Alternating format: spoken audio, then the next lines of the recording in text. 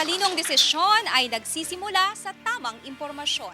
Ako po si Aizelin David Manzon. Ako naman po si Paulo G. Santos. Samahan po ninyo kami ngayong gabi para kilatisin ang iba't ibang mga kandidato para po sa darating na May 13, 2019 elections. Ito po ang plataforma.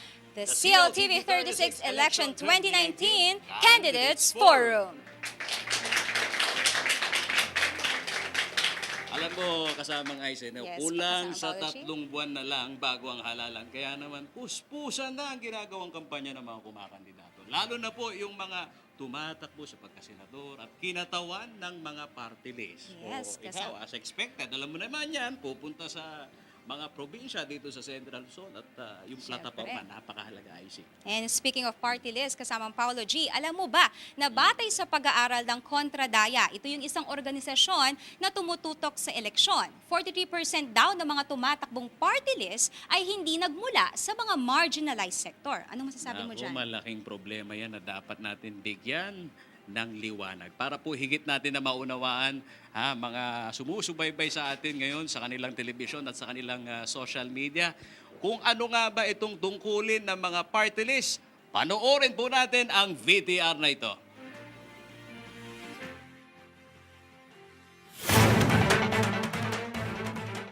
Ang party list system ay isang mekanismo upang bigyan ng patas na representasyon sa pangobyerno ang mga marginalized sector o ang mga sektor sa lipunan na hindi gaanong nabibigyan ng pansin.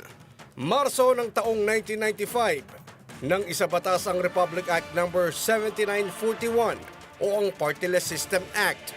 Binigyang pahintulot ng nasabing batas na kumandidato para sa pwesto sa mababang kapulungan ang mga underrepresented national, regional at sectoral parties, organisasyon o koalisyon basta rehistrado sa Commission on Elections.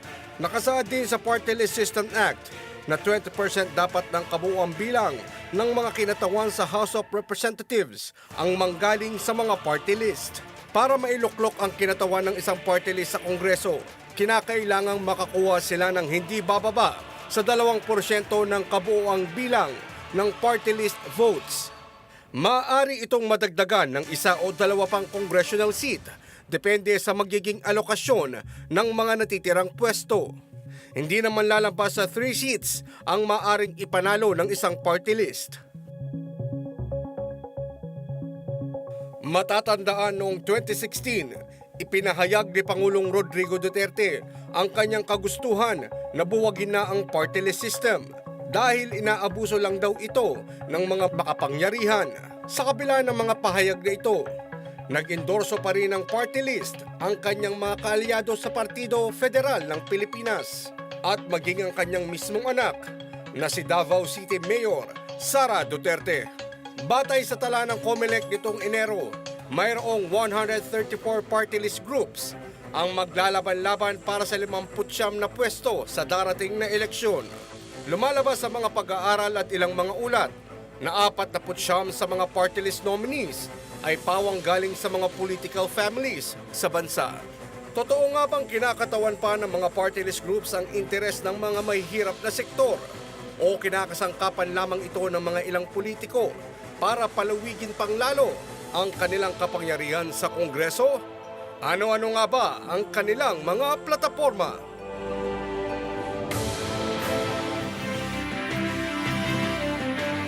Again, kasama Paolo G, para higit na kilalanin at busisiin ng mga advokasya ng mga party list, nag-imbita po kami ng mga kinatawan at nominees ng mga grupong kumakandidato sa eleksyon na pinili sa pamamagitan ng random sampling method. Kasamang Pao, sino-sinong party list nga ba ang makakasama natin ngayon dito sa plataforma? Ito na ang pinakahihintay ng mga taga Central Luzon. Live po tayong napapanood maging po sa social media ng CLTV 36 para po sa ating mga followers sa social media. Mag-post lamang po ng tanong pagkakataon at makilala po natin itong mga nagtataas ng kamay para po maging representante ng kanila pong party list. Ang mga narito ay sa studio natin ngayon. Pakilala na natin. Kanina pa sila talagang excited. Si Ginoong Edgardo Lopez ng Awake Party List. Kaya palakpakin po natin yung mga nagpaunlak Salamat sa ating gabi ngayon. Representative Agapito Guanlao ng Butil Party List. At syempre si Congressman Ron Salo ng Kabayan Party List. Maraming salamat po. Si Representative Franz Castro ng ACA Teachers Party List. Si Binibining Angelica Reyes ng Kabataan Party List. Michael Fermin ng Alay Buhay Party List. Ito kasama ang Paolo G. Kabilang sa ating mga inimbitahan, subalit nagsabing hindi makakadalo ay ang APEN Party List, Sibak Party List, Patrol Party List, Akbayan Party List at Abe Kapampangan Party List.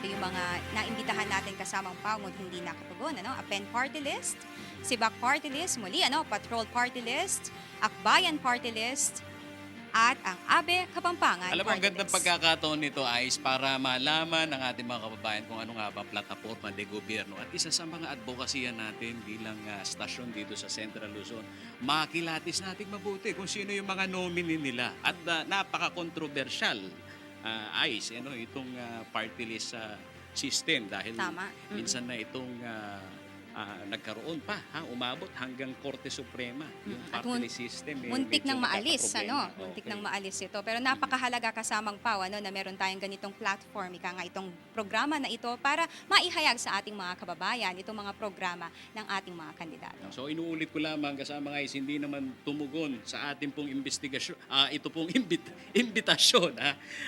Kasama din naman yung investigasyon natin kung sino mga nominee. Ayan. Tama. Hindi po tumugon sa aming pong imbitasyon ang Duterte Youth Party List, ang NARS Party List at ang Tao Muna Party List. Ayan.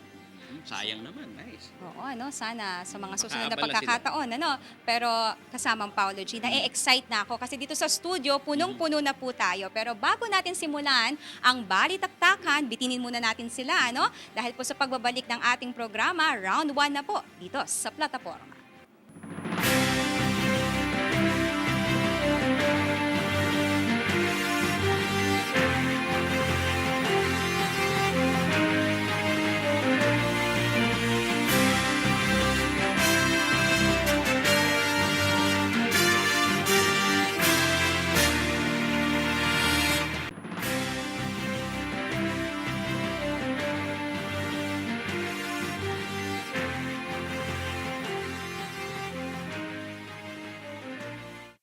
Narito ang mga pamantayan at alituntunin para sa plataforma Election 2019 Candidates Forum. Ang bawat kandidato ay bibigyan ng 2 minuto para sagutin ang mga tanong na babasahin ng ating mga host. Maaring magbigay ng follow-up question ng opposing candidate na sasagutan ng nakasalang na kandidato sa loob lamang ng 1 minuto. Kusa namang mamamatay ang mikropono kapag lumagpas na ang sumasagot na kandidato sa itinakdang time limit. Sa pagkakataong hindi makapagbigay ng follow-up question ng kalabang kandidato, maaring ang mga host ang magbigay ng katanungan. Ang mga tanong sa ating programa ay galing sa mga reporters at journalist ng CLTV 36, mga sectoral representatives sa Central Luzon at mga ordinaryong mamamayan sa pamamagitan ng social media. Hindi pinahihintulutan ng pamunuan ng programa ang pagpasok ng personal na pag-atake, masasamang salita at pagmumura na wala sa konteksto ng isyung pinag-uusapan.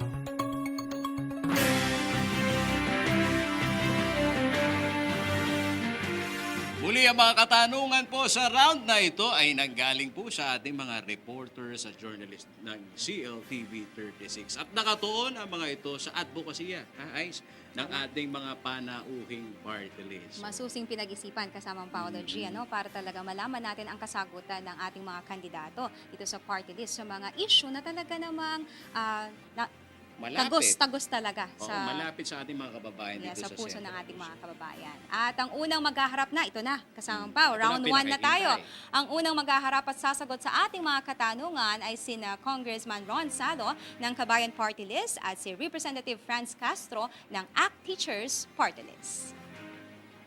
So ang una po nating tatanungin ay si Ginoong Salo ng Kabayan Party List. Ang ating pong naihandang tanong, noong 2018, nagsumite ng isang panukalang batas ang inyong party list na ilipat sa Davao ang political capital ng bansa para i-decongest ang Metro Manila. Ang tanong, Bakit Davao ang naisip ninyong paglipatan ng mga tanggapan ng gobyerno, gaya ng Presidential Palace, Senado at Kamara? Pagpapalakas ba ito kay Pangulong Rodrigo Duterte? Ano ang masasabi ninyo sa ginagawang development ngayon sa pamahalaan sa New Clark City sa sinasabing magiging susunod na government center? Suportado nyo ba ito? Napakahalaga dito. Tama ka, Char? May 2 minuto po kayo. Sabihin nyo kung start na. Okay po. Malalim ang pinanggalingan at pinagtasaan ng Kabayan Party List para doon sa panukalang ito. Sapagkat makikita po natin all over the world, ang mga malalaki at mga kilala po at mga tanyag ng mga bansa at mga mayayamang bansa, separate po yung tinatawag po natin na financial center doon sa political center. Nandiyan ang Amerika, Estados Unidos, ang political center is the Washington DC at ang kanilang financial center is New York. Tingnan ang China, Beijing at Shanghai. Tingnan ng Brazil, ganun din. Tingnan ng Korea, South Korea. Iba't iba po yung pinag-angklahan po ng panukalang ito ng Kabayan Party List. At bakit Davao? Sapagkat ang nais po, mas malalim din po ang gustong ayusin o i-address ng Kabayan Party List. Kadalasan pinag-uusapan po yung imperialismong Manila. Saan nanggagaling po ito, yung ganitong pananaw? Kadalasan po sapagkat ang pananaw na ito nanggagaling po, hindi po within Metro Manila, within Luzon or Visayas, but mostly sa aming pagtatanong at pagtatasa, nanggagaling po itong pananaw ito, itong feeling na ito doon sa mga kapatid po natin doon sa Mindanao. Bakit? Marahil dahil malayo po sa kanila, for the longest time, malayo po sa kanilang political center. And the political center has always been in Metro Manila. Kaya yun po yung sinasabi po nila. So ang inihakain ng Kabayan Party List, ilapit po natin doon sa mga tao na nakakaramdam na sila medyo malayo sa sentro ng pamahalaan. At yun ay ang Mindanao. At bakit Davao? Sapagkat I've been to that particular place, nakita ko kung gaano po ito kalawak, kung gaano po kaganda yung mga infrastruktura, at mas handa po sila compared sa lahat ng ibang lugar doon sa Mindanao. At nalala ko po, sinabi rin po ito dati po ni dating Pangulong Arroyo, na kinukonsider po niya na ilipat din po sa Mindanao. Ngayon, ang tanong po ninyo, kung susundan po namin, susuportahan po namin yung sa Clark, opo. Bakit? Sapagkat nagtanong-tanong din po kami, medyo sa Pangasinan, dito sa Luzon at Visayas, medyo neutral yung mga tao. Ang gustong-gusto talaga doon sa Mindanao. Marami pong salamat, Congressman Ron Salo. At para magbigay naman ng kanyang follow-up question, itong si Congresswoman o ACT Teachers Party List Franz Castro. Meron po kayong 1 minuto para naman po kay Kong Ron na sagutin ang tanong ni Congresswoman Franz Castro. Kong Ron, na-develop mo yung sagot doon sa bakit nga Davao. So tingin natin, isa rin doon siguro dahil nandoon yung Pangulo natin. At ito, medyo hindi mo na-explore yung Clark. So ngayon, dinedevelop itong idea na na ilagay sa Clark yung center of the government. So bakit niyo sinusuportahan ito? Sa Clark. Sa Clark. Dahil nga po, sinabi ko po sa inyo, sa pagtatanong po ng Kabayan Party List, lumilitaw na sa Luzon at sa Visayas, medyo neutral yung mga tao. Medyo lukewarm yung pakiramdam. At ang Kabayan Party List po nakikinig po sa panukalat damdamin po ng mga constituents po natin, yung mga pinakikinggan po natin, kung saan mas higit na pananaw at pakiramdam ng mga tao na sinusulong po natin yung kailang adikain. Pagdating sa Mindanao, makikita po natin talagang all out sila. Lahat ang daming sumusuporta, sumulat, nagpahayag ng kailang pakiramdam sa loobin na gusto nilang ilipat nga doon sa Davao. But at any rate, sinasabi po natin, ang Kabayan Party List representative po tayo ng mga tao. So higit po tayong makikinig kung higit saan mas nakakarami kung saan nila sinasabi. At based dun sa pagtatanong nga po namin, nung binigay po namin yung panukalang ito, lumalabas na mas malaki ang Luzon and Visayas. And they would want to maintain it either in Metro Manila. Okay, maraming salamat po. At para naman sa ACT Teachers Party List, Representative Franz Castro, narito po ang tanong. Tatlo sa inyong mga miyembro dito sa Central Luzon ang napaulat na nakatanggap ng death threat matapos umunong ma-red tag ng isang opisyal ng Department of Education dito sa rehiyon. Paano nyo dedepensahan ang mga paratang na supporter daw po kayo ng New People's Army? Ano-ano na raw ang mga nagawa nyong proyekto para sa mga guro, partikular dito sa Region 3? Meron po kayong 2 minuto para sagutin ang katanungan at magsisimula ito ngayon. Nakakalungkot na mismo pa sa Department of Education yung nagpaparatang o nagbibigay ng red tag sa ating mga leaders natin dito sa Central Luzon. So 3 nga sa kanila ang ni-red tag at nalulungkot kami dahil ang Alliance of Concerned Teachers ay matagal nang naitayo ng 1982 pa ito na talagang kumikilos para doon sa kapakanan ng mga kaguruan. Nasa kasaysayan na yan na consistent ang Alliance of Concerned Teachers na kung saan ang inyong representante ay galing po doon. Binuo ng Alliance of Concerned Teachers ang ACT Teachers Party List. Pinapabuluanan namin yung sinasabi at pinapakalat ng kung anumang grupo na ng Alliance of Concerned Teachers ay supporter daw or ay nagsusupport sa New People's Army. Sa katunayan, makikita nyo sa mga advokasya ng Alliance of Concerned Teachers, pangunahin dito yung pagtaas ng sweldo ng mga kaguruan. Consistent ito na ipinaglalaban ng mga guro. Pangalawa ay yung libreng edukasyon para sa ating mga estudyante. Matagal ng panahon na halimbawa po yung tertiary education ay hindi ito libre. So sa ngayon, nagtagumpay po tayo sa Kongreso na maisabatas yung libreng edukasyon para sa ating mga estudyante, lalong-lalo na yung mga nag-aaral sa mga state colleges and universities. Pangatlo po ay sinusulong din po yung mga iba pang mga benepisyo. So mula po nung ang ACT Teachers Party List ay naupo sa Kongreso, patuloy po tumaas yung clothing allowance, tumaas po yung uniform, yung chalk allowance, at meron din po kaming mga ibang mga batas na talaga nakakatulong like yung tax exemption sa mga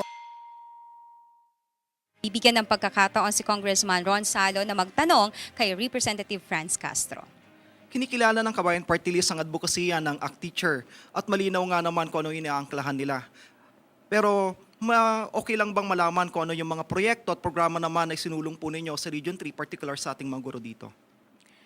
Yung mga programa na isinulong natin sa Region 3 ay unang-una ay yung pagpapalakas ng organisasyon. So pinalakas natin yung union ng mga guro dito sa Central Luzon na yun din naman din yung ginagawa natin sa ibang mga region. Particular sa NCR na napaka-aktibo na ang mga unions doon. Ito sa Central Luzon, pangunahin dito yung pagpapalakas ng union dahil tingin natin pag lumakas ang union sa ating mga organization ng ating mga teachers, may susulong pa nila yung mga higit na benepisyo na ibinigay. Isa pa po yung mga benepisyo sa lokal. Tinutulungan po natin yung ating mga union organization dito sa Central Luzon na katulad po sa Manila, makuha nila yung mga local allowance, yung mga pwedeng mga benepisyo galing sa lokal. So ito yung mga ilan nating mga isinusulong dito sa Central Luzon. Sadyang kapanapanabi guys itong naging harapan ng itong dalawang party list group. Unang Alam mo, pares pa lamang yan, kasama pa, nakikita ko ngayon yung mga nanonood sa kanilang mobile phone, talagang kanya-kanyang reaksyon nito. Maya-maya, susubukan nating maipasok yung mga katanungan ng ating mga netizen. No?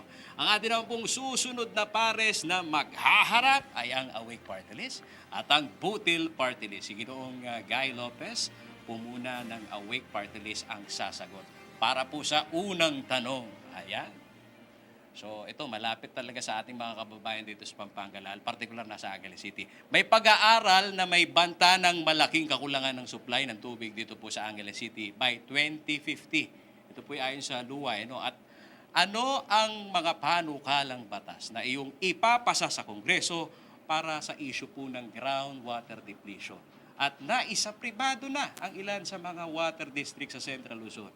Ano ang hakbang ninyo para mapangalagaan ang interes ng mga consumer at ang kalikasan? Meron po kayong 2 minuto. Maraming salamat po. Ako po si Guy Lopez, ang unang nominado ng Awake Party List or the Awareness of the Keepers of the Environment. Ako po ay naging chairman ng Angeles City Water District. At yung sa katanungan po na ano po ba ang solusyon para sa groundwater or yung baka magiging kakulangan ng groundwater, matagal na pong panahon ako ay may panukala noon na i-explore po natin ang paggamit ng surface water dito, yung Pampanga River.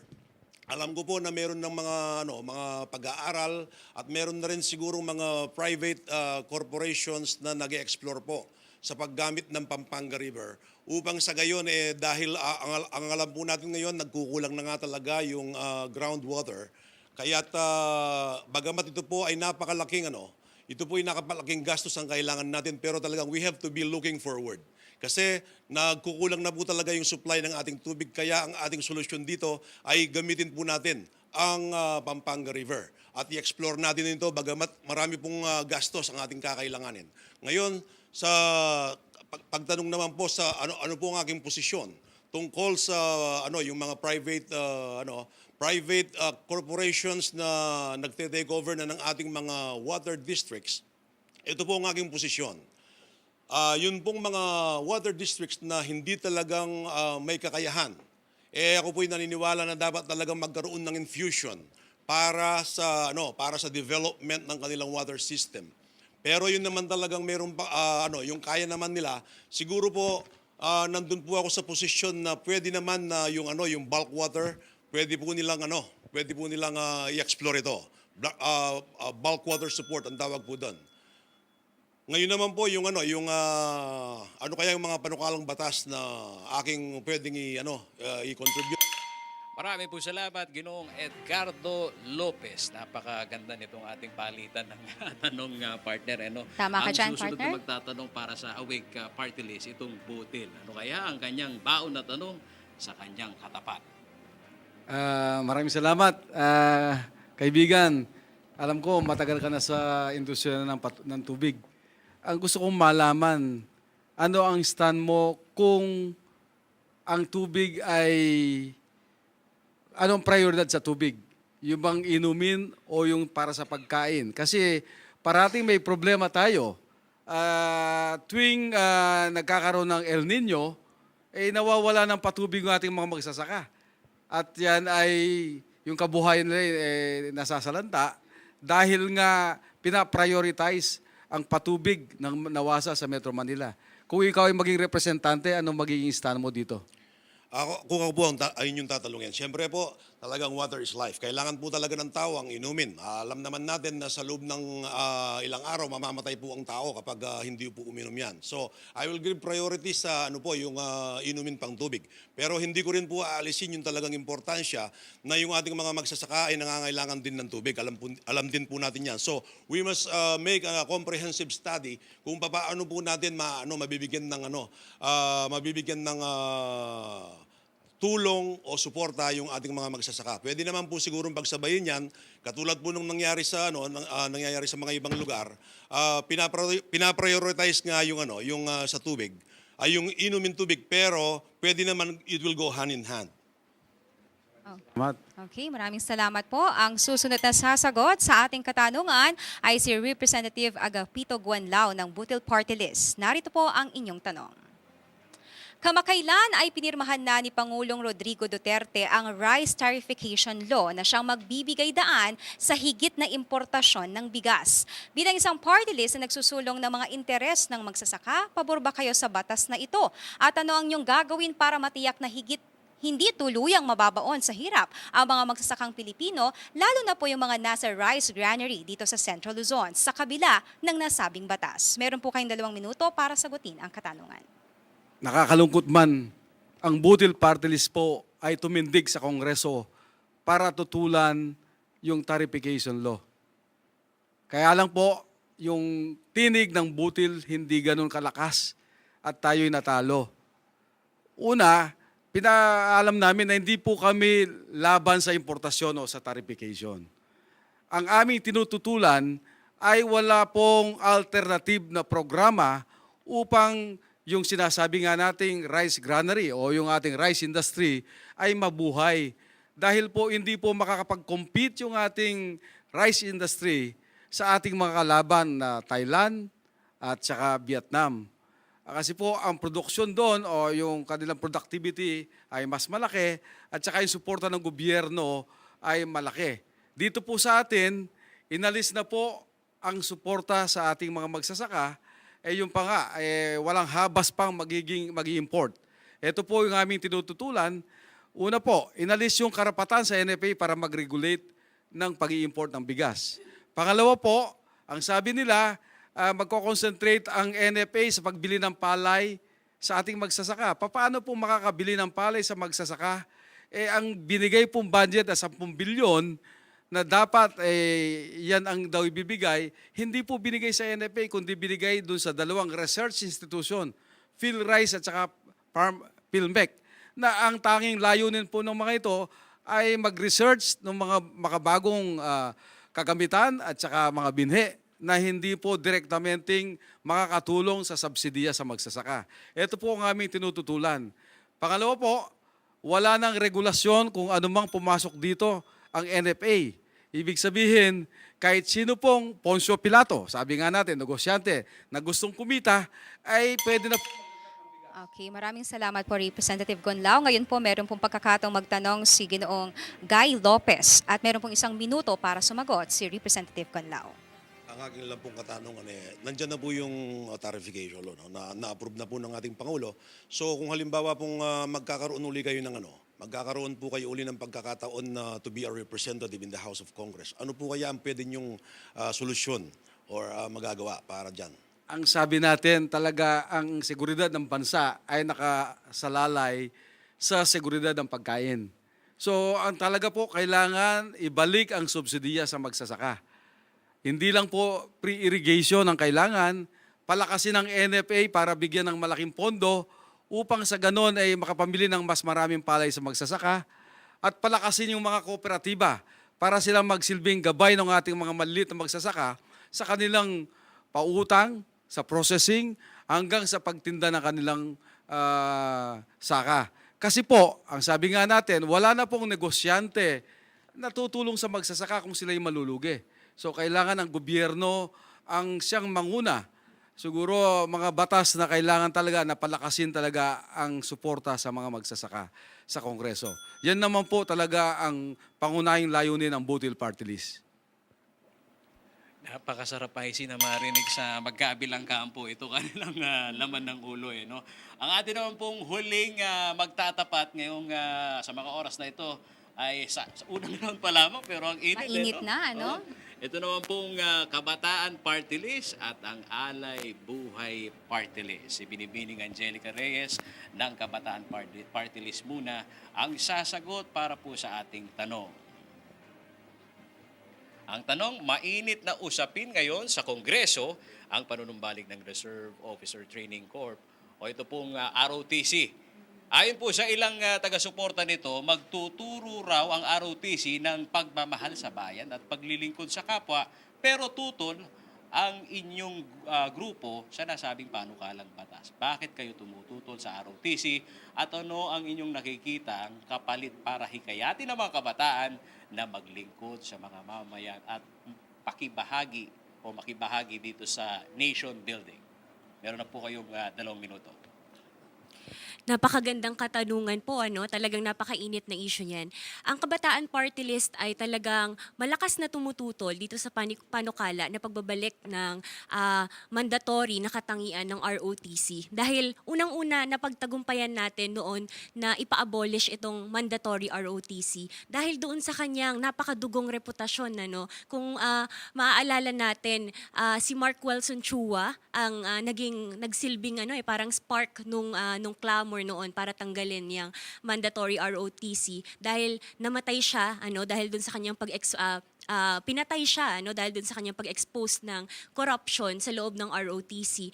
At bagaman natanggal yung mandatory na katangian nito sa mga sumunod na taon, sunod-sunod pa rin yung mga reports, mga complaints na mga natanggap natin regarding doon sa mga cases of abuse, cases of harassment, rape inside the ROTC program. Kung gusto po kung totoo po na gusto ng gobyerno na mag-inculcate ng nationalism sa ating mga kabataan, sa ating mga estudyante, nakikita po kasi natin na hindi tong mandatory ROTC ang solusyon. Dahil makikita natin contradicting din yung mga ginagawa ng gobyerno. Gusto niya ng mandatory ROTC pero at the same time tinatanggal niya ang wikang Filipino sa core subjects sa kolehiyo. Gusto niya ng ROTC para sa nasyonalismo pero sinasabi niya na Philippines should be a province of China. Pinapamigay yung ating territorial integrity. Alam na alam po natin yan dito sa Central Luzon, yung Scarborough Shoal sa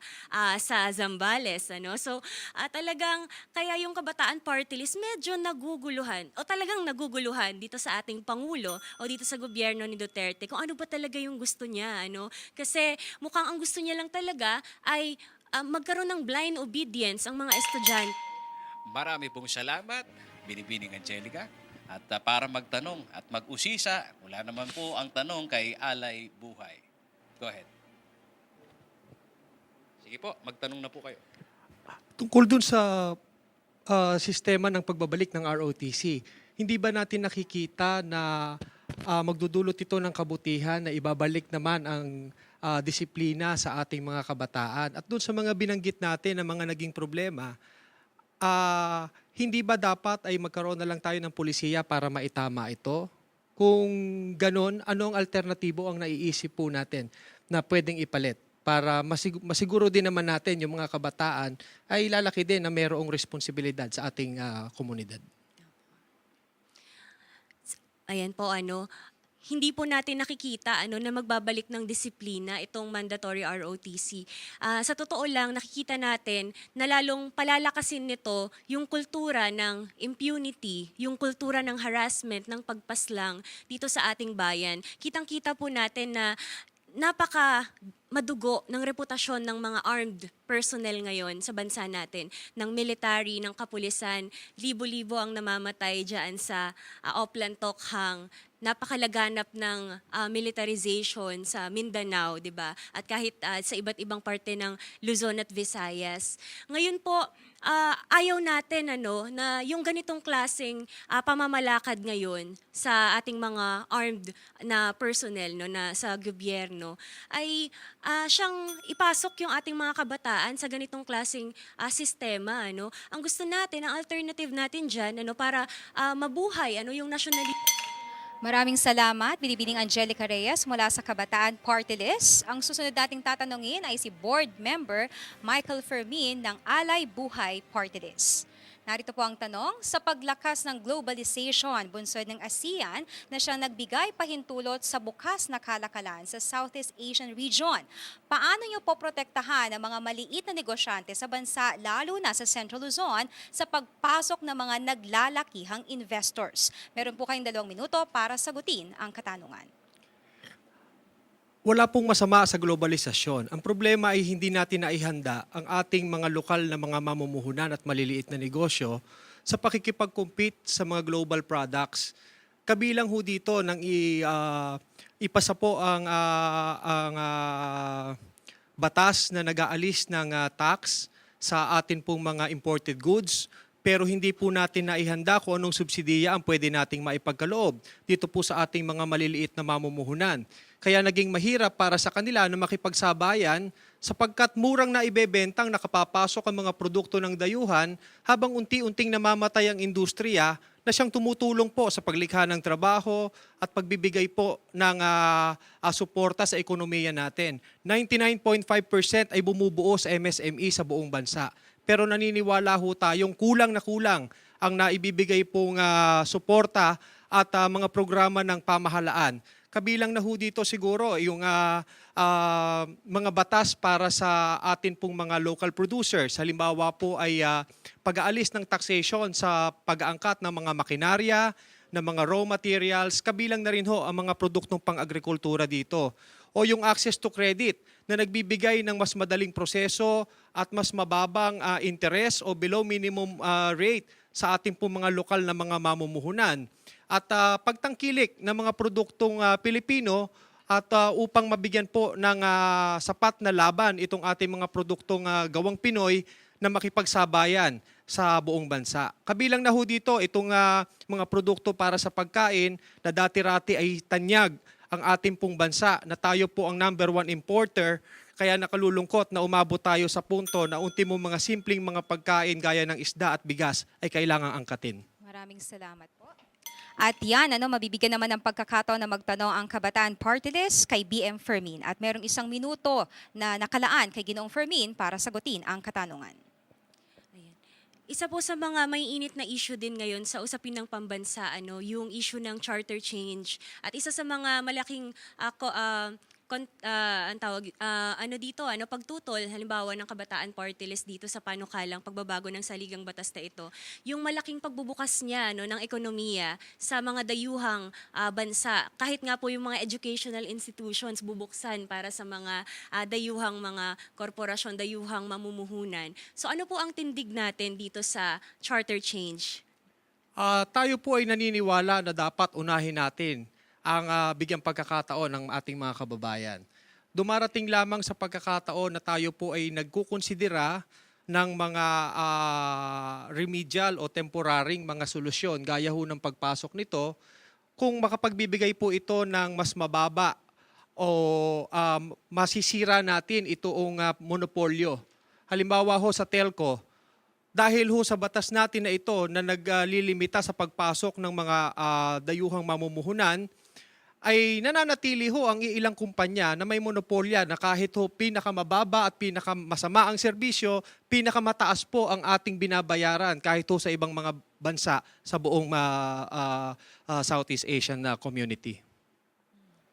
Okay, maraming salamat po sa mga kinatawan ng Kabataan Party List at Alay Buhay Party List. Yan, kasamang pa, first round. Tapos na tayo. Talagang ikaw ba, ramdam mo kung sinong pwede natin sabihin na legendary?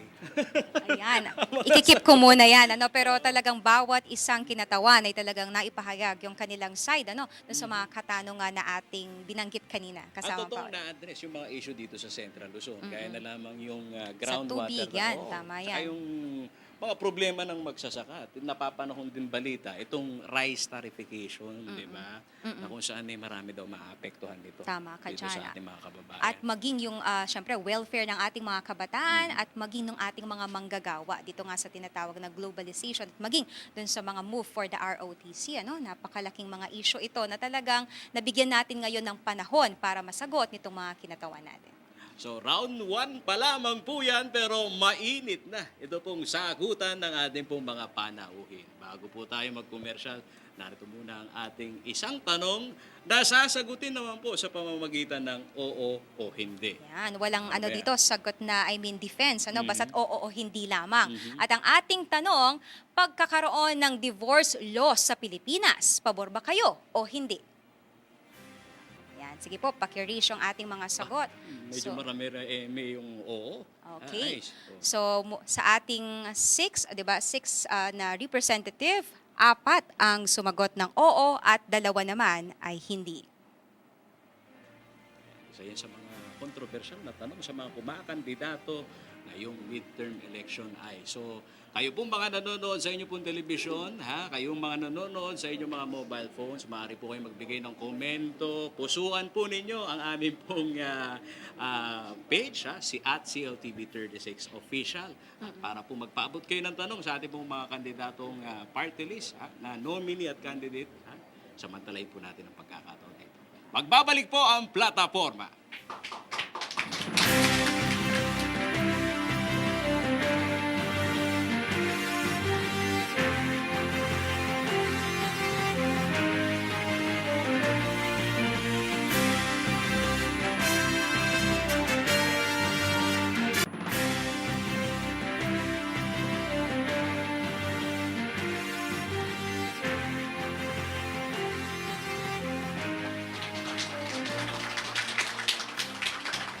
Nagbabalik po ang plataforma sa round 2 po ng ating forum. Manggagaling pa rin po sa mga reporters and journalists ng CLTV 36 ang mga tanong para po sa ating mga panauhin. Ayos. At kasama Pao, live pa rin po tayong napapanood sa ating pong Facebook account na @CLTV36 Official. Tumutok po kayo at makibahagi sa ating talakayan.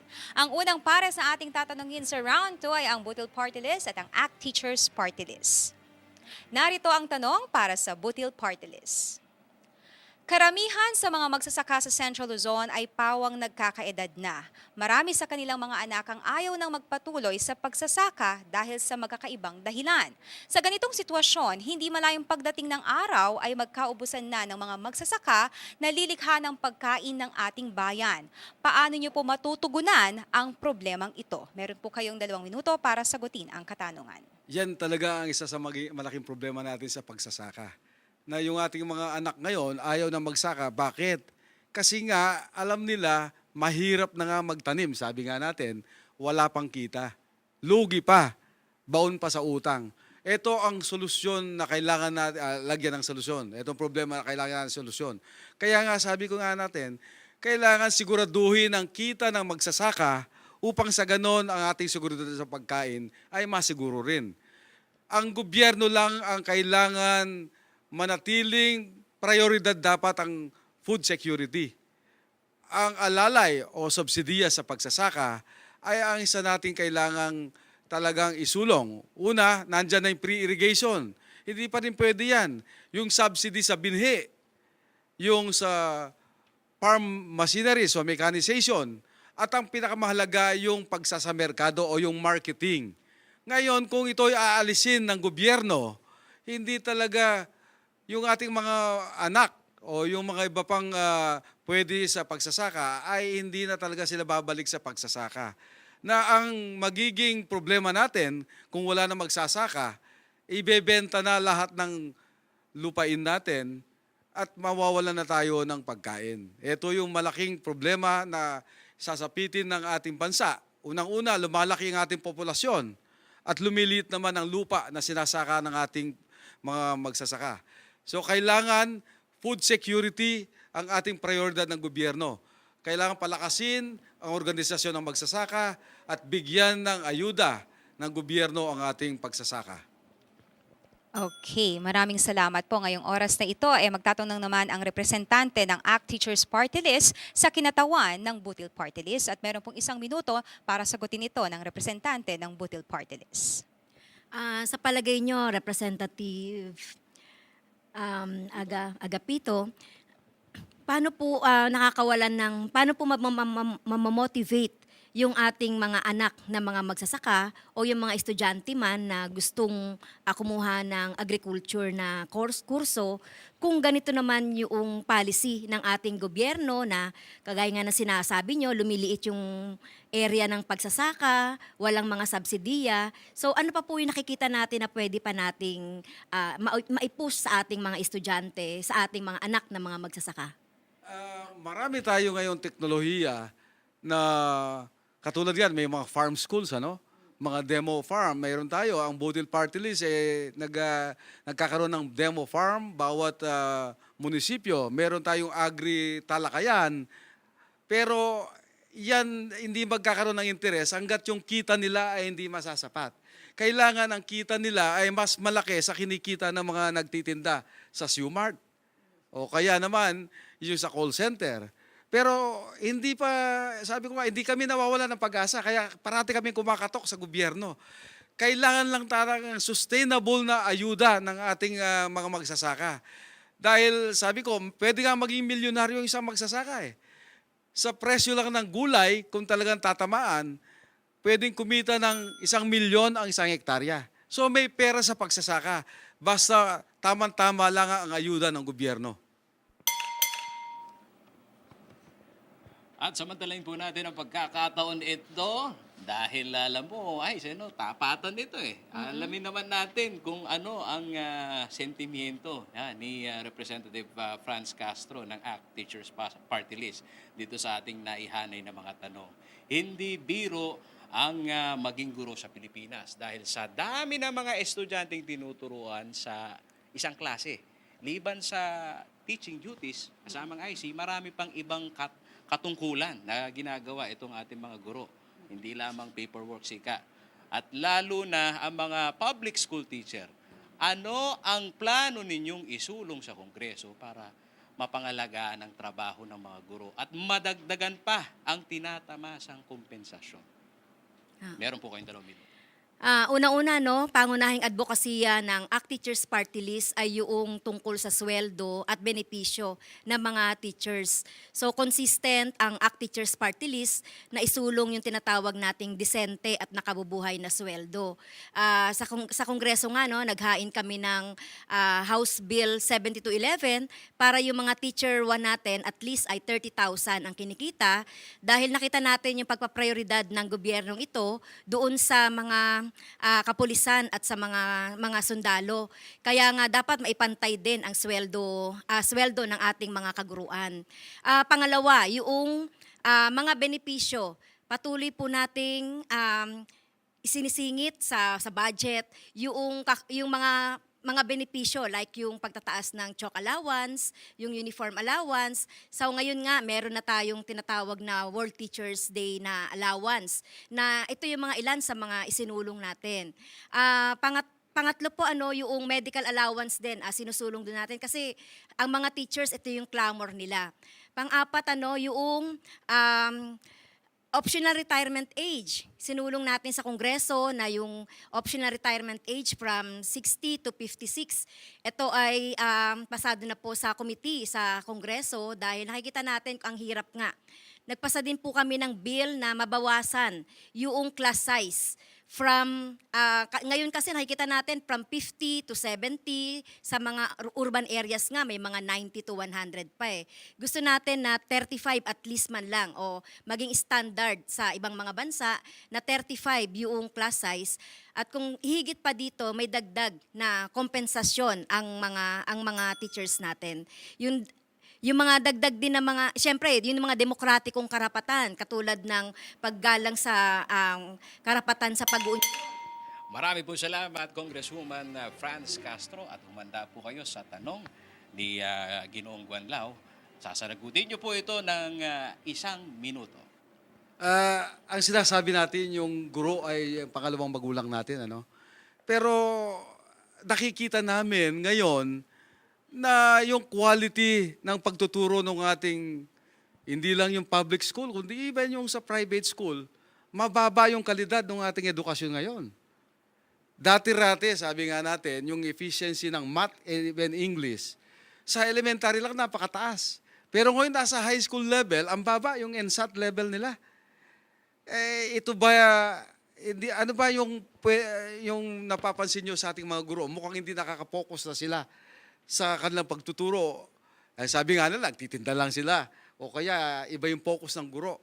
Kaya yung ating quality of education, bumababa. Kaya nga naging grade 12 na. Dati nga yung grade 11, sabi nga grade 10, pwede na magturo. Pero ngayon, tapos na ng high school, even colleges, ako nakikita ko, ang baba ng kanilang IQ. Hindi, talaga. So, ano ang masasabi mo sa ating educational system na ito? Ang ACT Teachers Party List ay saludo po sa papel na ginagampanan nito sa ating lipunan. Sinasabi nga natin na ang sweldo nga ng guro ay hindi compensated doon sa kanyang ginagampanan sa lipunan. Hindi po natin ma-attribute sa guro. Halimbawa, yung kakulangan, maraming mga factors kung bakit bumaba yung kalidad ng ating mga estudyante o yung performance level ng ating mga estudyante. Isa sa mga dahilan dyan, yung curriculum. Sinasabi natin, representative, pabago-bago daw yung curriculum. Every 5 years, nagbabago yung curriculum. Maraming focus sa ngayon, lalong-lalo na yung K-12, maraming focus na mga subject. Dati nga, nung panahon nga ng, sabi nga nila, yung 3 hours lang, di ba? Read, write, and arithmetic. Matatalino ang mga bata noon. So, yung mga focus subjects lang dapat na pagtuunan. Okay, maraming salamat po sa ACT Teachers Party List at sa Butil Party List. Ang susunod na maghaharap ay ang Awake Party List at ang Alay Buhay Party List. Narito po ang tanong para kay Ginoong Guy Lopez ng Awake Party List. Pabor ba kayo sa pagbubukas ng Bataan Nuclear Power Plant bilang alternatibong pagkukuhanan ng kuryente sa bansa? Meron po kayong 2 minuto para sagutin ang katanungan. Hindi po tayo pabor sa pagbubukas ng Bataan Nuclear Power Plant dahil po alam naman natin na ang ating bansa ay nasa Pacific Ring of Fire. Anytime pwede pong magkakaroon ng aksidente na pwede nating maging problema na malaki, no? Nangyari na po yung mga aksidente niyan. Siguro, yung 3 Mile Island sa US, tapos nandun din Chernobyl. Hindi po natin may iwasan minsan kahit nagaano pa yung safeguard na ating magkakaroon po ng aksidente. Kaya napakadelikado po sa ating rehiyon o sa bansa pa man. Kaya po hindi po ako pabor sa pagbubukas ng Bataan Nuclear Power Plant. Okay, so maraming salamat po. Ngayon naman, bibigyan natin ng pagkakataon si Representative Fermin na magtanong kay Ginoong Guy Lopez. At meron pong 1 minuto na panahon para sagutin ni Ginoong Guy Lopez ang katanungan. Sir Edgar, paano po natin nasabi na delikado kung gayong hindi pa ho nakapag-operate itong atin pong Bataan Nuclear Power Plant? At hindi po ba natin kinukonsidera na panahon na kailangang magkaroon ng murang enerhiya ang bansa para mapababa natin ang konsumo ng kuryente ng bawat isang pamilyang Pilipino? Well, ang kasaysayan na po ang nagsabi, no, na talagang pwedeng mangyari ang aksidente. Hindi po gawang hindi po katang-isip po yan. Nangyari na po yan. Ngayon, kung sinasabi naman natin sa yung anong alternative use of other methods of power, uso na po ngayon yung wind power, nandiyan na po yung yung solar, nandiyan na rin yung waste to energy. So may mga bagay po tayong pwedeng gamitin na malilinis na uri ng enerhiya at hindi naman ganun kamahalan. Kaya ako po'y naniniwala na kahit na hindi buksan yung Bataan Nuclear Power Plant, meron tayong other alternatives of the use of energy. Napakagandang tapatan nito, Ice, no? At syempre, ibaling naman natin ang tanong kay Board Member Michael Fermin ng Alay Buhay Party List. Ang ating pong naihandang tanong. Ito, ano ang naging hakbang ninyo para tulungan ang mga consumer at ito pong SMEs sa epekto ng inflation sa Pilipinas? Ayan, may 2 minuto po kayo para sagutin ito. Una po, sinisikap po natin na alamin ang mga pangangailangan ng atin pong mga maliliit na negosyante. Ito po ang isa sa nagiging suliranin natin kung bakit marami sa ating mga lokal na producer ang tila ho nahihirapan na makipagsabayan at marami sa kanila ay namamatay sa industriya ng pagpoproduce. Dahil na nga po sa murang pagpasok ng mga dayuhang produkto na nagiging sadyang mas mabigat para sa kanila na makasabay. At dahil dito, may epekto po ito sa ating gross domestic products dahil dun sa pagbaba ng kanilang mga produksyon ay nagkakaroon po ng malaking impact sa ating ekonomiya. Alam po natin na pag pinag-usapan natin ang inflation, bagamat ngayon sinasabi ho natin na bumaba ang inflation rate, hindi po nangangahulugan na pag bumaba ang inflation rate ay bababa ang presyo. Mapapabagal lamang po ang pagtaas, pero dahil sa mga naunang sunod-sunod na pagtaas na, ay hindi na po natin magagawang maibalik at kailangang mas bigyan natin ng ayuda para makasabay at makahabol ang atin pong mga lokal na mga negosyante sa pag-produce po ng ating mga lokal na produkto. Ayan, mukhang hindi tinatapos yung kanilang oras at talagang very crispy yung mga binibitawang salita. Bubuelta naman ngayon ng tanong, Ice, ha? Si Ginoong Lopez, ha? Kay BM Fermin. Go ahead, sir. Correct me if I'm wrong, board member. No? Kanina narinig kita, sinabi mo na you are in favor of globalization. So, paano natin ngayon i-reconcile yung protection para sa ating mga medium and small scale industry sa globalization na sinabi mo kaninang yung sinusuportahan?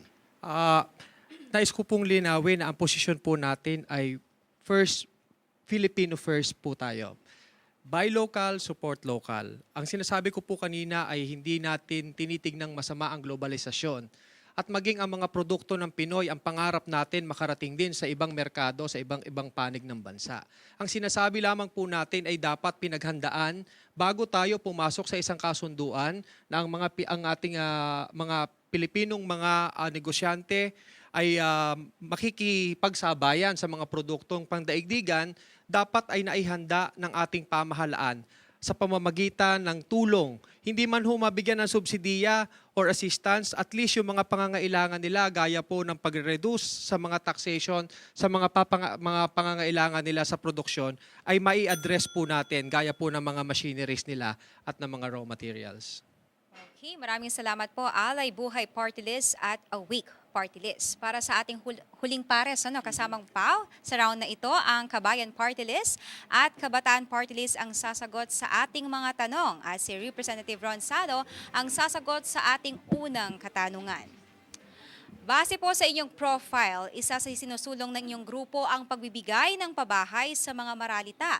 Paano niyo po tutugunan ang problema sa kakulangan sa sapat na bahay? Pabor ba kayo sa ginagawa ng grupong kadamay na okupahan ang mga nakatiwangwang na pabahay ng gobyerno at bakit? Meron po kayong 2 minuto para sagutin ang katanungang ito. Ang Kabayan Party List po ang isa sa pangunahin na nagsulong din po ng tinatawag po natin na joint resolution para ipamahagi sa mga kababayan po natin na mga nangangailangan, lalo na partikular yung mga bahay na itinayo para sa mga kasundaluhan at mga kapulisan na hindi po nagagamit. May 55,000 po ito na mga units at kasama ang Kabayan Party List sa pangunahin na nagsulong po nito. Kasama rin po tayo doon sa nagsulong ng Department of Housing ng pangunahin po na adikain po natin ito ay siguraduhin na may isang ahensya na magbabantay, magtatasa at tutulong para sa mga kababayan po natin na higit na nangangailangan.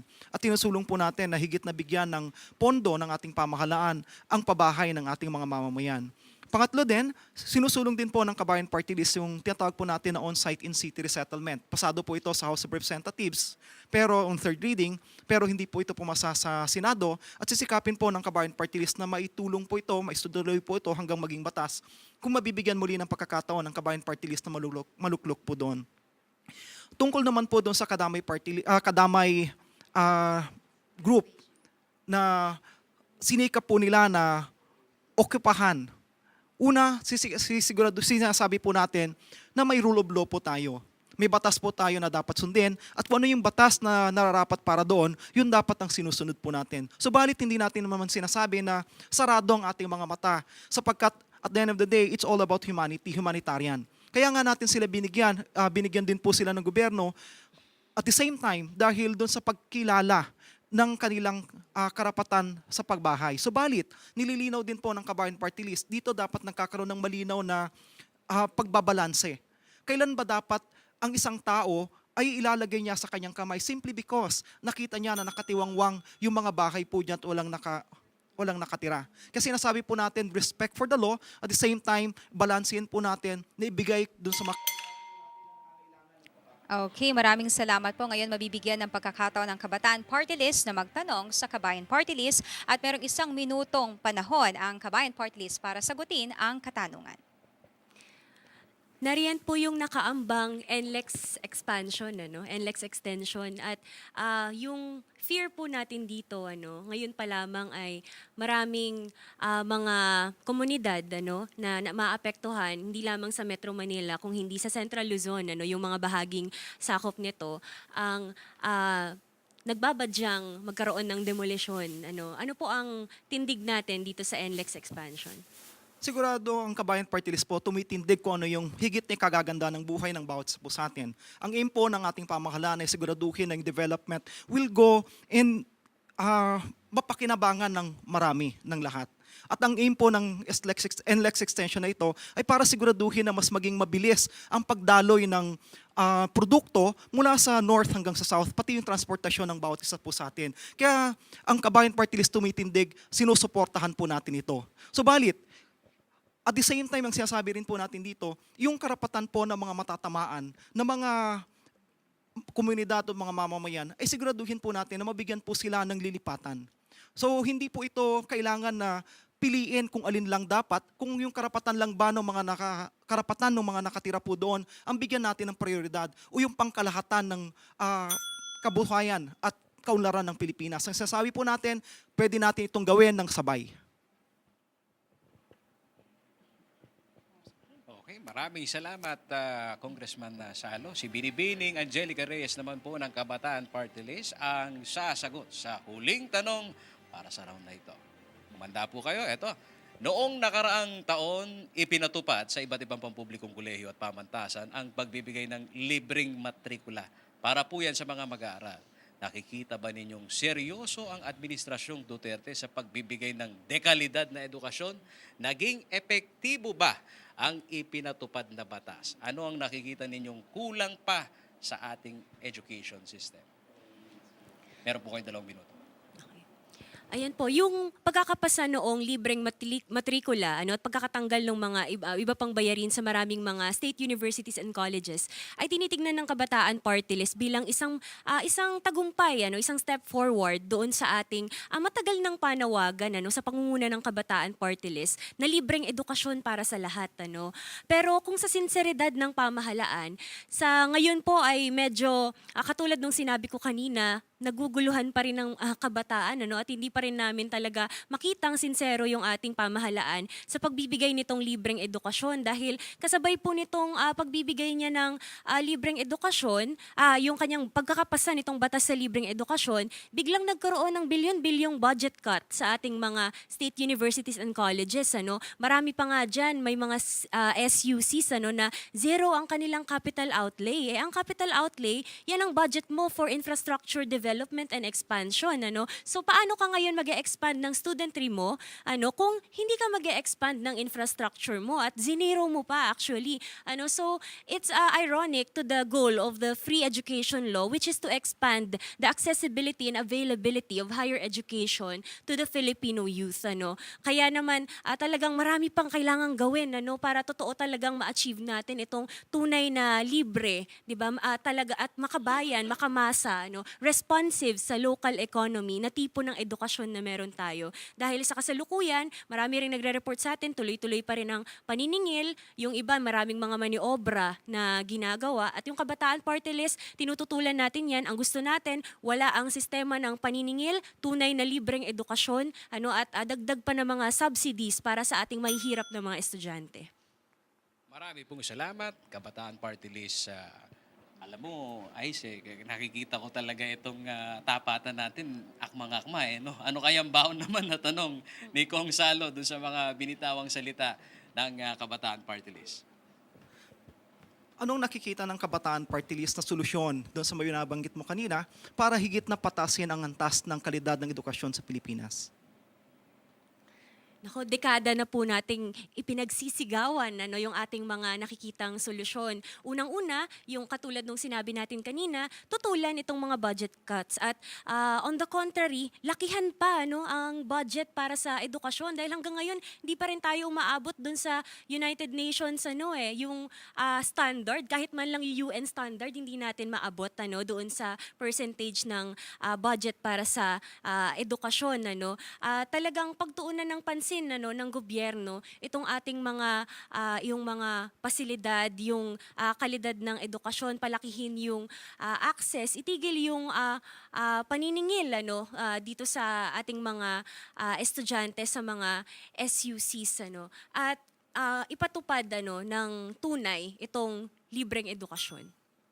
Okay, maraming salamat po sa Kabayan Party List at Kabataan Party List. Kasamang bawa, painit ng painit ang pagsagot sa mga katanungan. At napakalinamnam, IC, ito mga binibitawang salita ng mga representante, nominee po ng party list. Alam mo, kani-kanina lamang, sinisikap natin na lahat ng mga komento, reactions ng ating mga netizen maibigay. At dun sa unang pulso na kung saan tinatanong, controversial kasi ang party list system. Tama ka dyan. At ang sinasabi nung poll survey natin sa social media, kakaunti lamang yung naniniwala na nagsisilbi talaga yung party list system. So, Okay. hamon sa kanila na maipakilala yung kanilang mga advokasya at kinakatatayuang ang marginalized sector.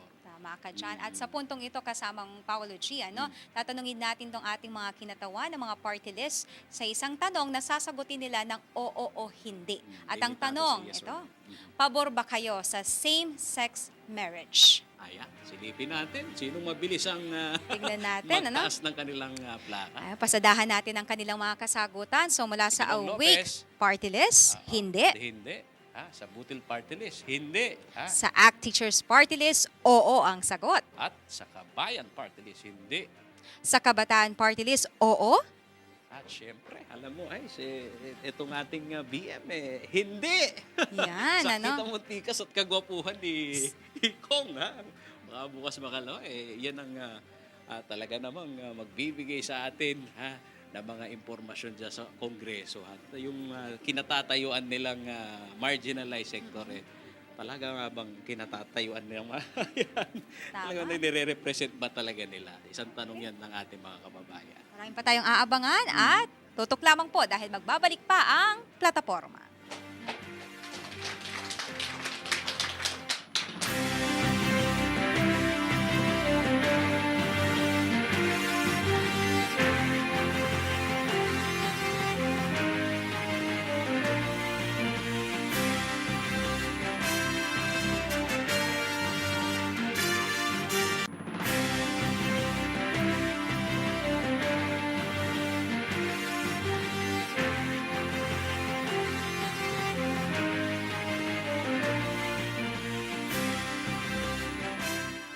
Nagbabalik po ang plataforma. Ang mga katanungan po sa round na ito ay manggagaling naman po sa mga sectoral representatives na nagpadala po ng tanong sa pamamagitan po yan ng text message at Facebook comment. Bubunot po ng tanong ang ating pong mga representante dito po sa Fishbowl na ang mga kandidato na kanila naman pong sasagutin. Pero bago po yan, pupulsohan muna natin itong ating mga kandidato. Yes, at ito ang kanilang katanungan. Ito po'y sasagutin nila ng oo o hindi. At ang tanong, pabor po ba kayo na ibalik ang death penalty sa bansa? Yan, so... Bilis magtaas ng At plaka. yan po ang Itong ating alay mga po yan. representante. Tingnan Isa-isahin mo, natin. Ice. At syempre mula sa Awake Party List, hindi ang kanyang sagot. Kasama Paolo. Botil Party List. Oo. Ayan. Isang Sa malaking ACT oo. Teachers Party List, hindi. Sa Kabayan Party List. Hindi. Sa Kabataan Party List, hindi rin. At ang ating BM, hindi. Ayan.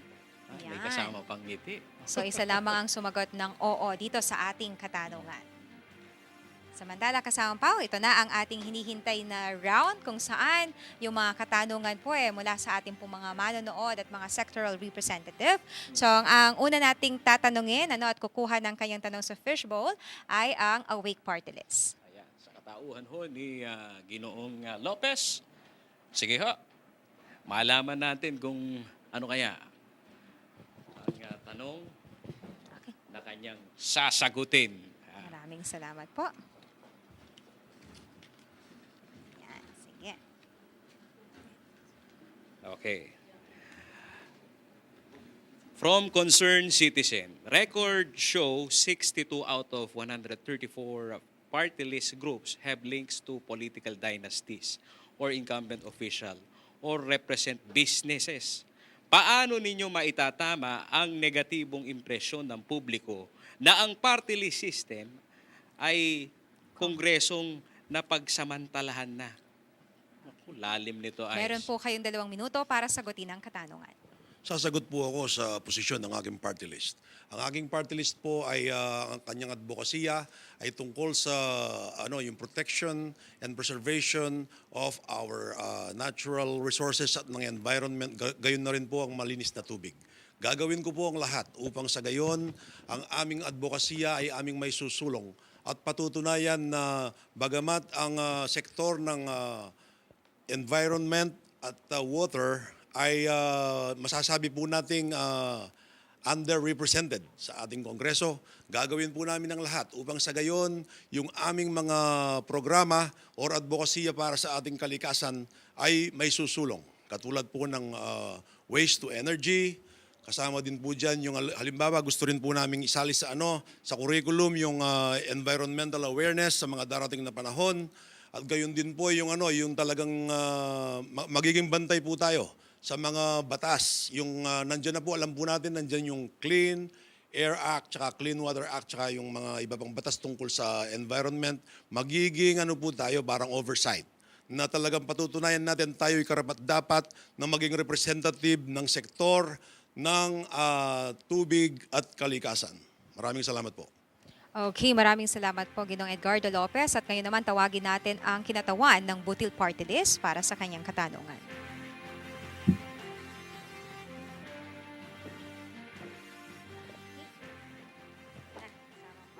Magkakaalaman na, Ice. Mula sa Concerned Citizen, papaano ninyo magagarantiya na sa inyong party list group, ang inyong nominee ay totoong na irerepresenta ang advokasya ng grupo? Meron po kayong 2 minuto. List, ang mga miyembro po ang aming nirepresenta sa Kongreso. Kami po ay tinig lang o boses lang ng mga miyembro. So kung anong advokasya ng partido, ng Budol Party List, yun lang po ang pwedeng i-advokasya ng representante. At yan ay pinagpupulungan at lahat ng aming polisiya ay nakatuon sa advocacy ng party list, yung farmer securities, food security. So naaayon po yan sa napagkasunduan ng mga miyembro ng partido. Okay, marami pong salamat, Representative Agapito Guanlao. Ayan. Ay sa pagkakataon naman nito ay ating tatawagin ang representante ng ACT Teachers Party List, si Congresswoman Franz Castro. Basahin na natin. Parang ang init nito, Aysa. Ha? From Attorney Hene Rendona ng IBP Pampanga. Alright, nice. Dapat bang alisin na ang party list system? Hindi ako sang-ayon na alisin ang party list system dahil maganda naman sa simula ang esensya ng party list. Ito yung talagang magbibigay ng karapatan or representasyon sa mga marginalized na sektor ng ating lipunan. Lalong-lalo na yung mga magsasaka, yung mga manggagawa, yung mga maliliit na negosyante at iba pang mga sektor, kabataan, teachers na kagaya namin sa ACT Teachers Party List. Kung titignan natin yung tunay na esensya, titignan natin dito talaga yung esensya po ng bakit po nilikha ang party list system. Kaya hindi kami sang-ayon na ito ay buwagin, bagamat sana mas palakasin pa ito. Sana ang COMELEC, ang Supreme Court, doon sa nauna niyang desisyon na kinonsidera din yung mga political parties as pwede na rin makasama doon sa party list, ay tinututulan din namin itong ano. Kaya po ang Makabayan Bloc, ang ACT Teachers Party List ay kasama po sa paghahain sa Kongreso ng bill para po doon sa pagbabalik ng esensya ng party list system sa ating bayan at maimbestigahan din yung mga sinasabi nating mga bogus na party list na kagaya nga sa pag-aaral ay merong 60 plus na mga bogus na party list na dapat na mawala at dapat mairepresenta nito yung mga marginalized sector. Okay, maraming salamat po Representative Franz Castro at sa puntong ito, sa Kabayan Party List naman tayo. Bunot po kayo ng inyong katanungan. Ako po ang sasalo. Ayan, mainit-init pa. Okay. Tignan natin. So mula kaya kanino ito? Kung ang saloobin itong mga nanonood. Ang tanong po natin ay mula sa AITA leader po na si Ginoong Gilbert Cuero. At ang kanyang tanong, Anong batas ang dapat umiral sa loob ng lupaing ninuno ang IPRA law? Ba na pumuprotekta sa mga karapatan ng mga katutubo o batas militar dahil may kampo na sila dito? Ako, mainit na usapin yan dito sa Central Luzon, IC. meron po kayong 2 minuto para sagutin ang katanungan. Malinaw po yung batas ng sinasabi po natin na IPRA. At ang batas ng IPRA, ang ibig sabihin po nito, ang sinusulong po nito at adikain po nito, yung karapatan ng mga sinasabi po natin na coming from the indigenous peoples groups. But at the same time, malinaw din po ang decision po ng ating Korte Suprema, ang jurisprudence, with respect to military camps. At ang sinasabi po ng mga reserve ng jurisprudence, kapag ni-reserve na po yan ng ating pamahalaan, ay reserve po siya doon sa specific purpose na yon. Hindi po ito magkaaway. Ang kailangan lang po natin dito ay siguraduhin na kung ano yung specific reservation, bago i-reserve po dapat yon, sinigurado dapat ng mga Department of Environment and Natural Resources at yung mga ahensya, iba't ibang ahensya ng ating pamahalaan na walang indigenous groups na nandoon na nagkiklaim ng lugar na yon. So ang sinasabi po natin dito, pwedeng mag-coexist yung dalawa pong ito. So ang tanong, ang mga ahensya po ba ng ating pamahalaan, ginampanan yung kailang nararapat na gawin bago po nila i-request sa ating Pangulo na i-reserve yung isang lugar para sa specific purpose na military. In that particular case, hindi po dapat na pinag-aawayan. Ngayon, kung ang tanong ay nandyan na po sila, may military camps at mayroon pong mga indigenous groups, ang masasabi po natin dyan, siguraduhin ang ating pamahalaan na yung karapatan pa rin ng ating mga indigenous groups ay na-address. At the same time, yung mga marami pa rin namang areas ang ating kapuluan sa Pilipinas na pwede pa rin po sila na maibigay po para doon sa mga indigenous groups po natin. So ang sinasabi po natin, ang kailangan po natin i-address po dito, yung national interest, but at the same time, interest of specific groups within our country, at hindi po ito kailangan pag-awayin, hindi po ito dapat pagsulungatin. Ang kailangan po natin dito ay ayusin, tasain ng maigi para ma-address yung specific na interest ng national interest, at the same Maraming salamat, Kong Salo, sa mga ka-Facebook natin dyan, yung mga umaabang. Ito hot, pagkakataon para inyo pong masaksihan. Yun laman po ng plataforma de gobyerno nito pong mga party list group. Samantala, atin naman pong pakilala itong party list ng kabataan. Siya naman pong bubunot ng kanyang kapalaran kung ano kaya ang tanong. Katanungan, Maraming salamat, ma'am. Nice. Ayan, Ito naman ay mula kay Ginoong Gilbert Cuero ulit, AITA leader. So ano ang magagawa ng kanilang party list sa mga katutubo na nasa loob ng military reservation at ano ang makukuhang suporta ng mga katutubo kung sakaling manalo ang kanilang party list? Meron po kayong 2 minuto. Yung Kabataan Party List po, matagal na nating tinututulan yung militarization ng mga ancestral domains, ng mga indigenous peoples, communities, and schools. Sa katunayan, napakarami pong House resolutions ang ipinasa natin nitong nakaraang Kongreso, condemning and talagang opposing and itong mga ganitong types ng militarization. Sa kasalukuyan, merong House resolution na inihain sa Kongreso na patungkol doon sa essentially red tagging lumad schools for instance, ganyan. At talagang yun ay talagang tinututulan natin dahil itong mga indigenous peoples sector ayan talaga yung pinaka halos bukod doon sa yung geographical location nila na napakalayo at talagang hindi naaabot ng government services. For the longest time sila talaga yung pinaka deprived tapos hindi nakakikinabang doon sa mga serbisyo ng gobyerno, napeperwisyo pa sila sa militarisasyon na ginagawa sa kanila. Kaya naman, mapalumad man yan, mga katutubong AITA sa Central Luzon, ay talagang ipinagtatanggol ng Kabataan Party List sa loob at labas ng Kongreso. Nakikiisa tayo doon sa panawagan na palayasin ng mga militar sa mga katutubong lupain, sa mga lupang ninuno, at talagang gamitin ito nang naaayon doon sa karapatan sa sariling pagpapasya, yung right to self-determination ng ating mga kababayang indigenous peoples. Okay, maraming salamat Binibining Reyes. At ngayon naman dako tayo sa Alay Buhay Party List. BM Fermin?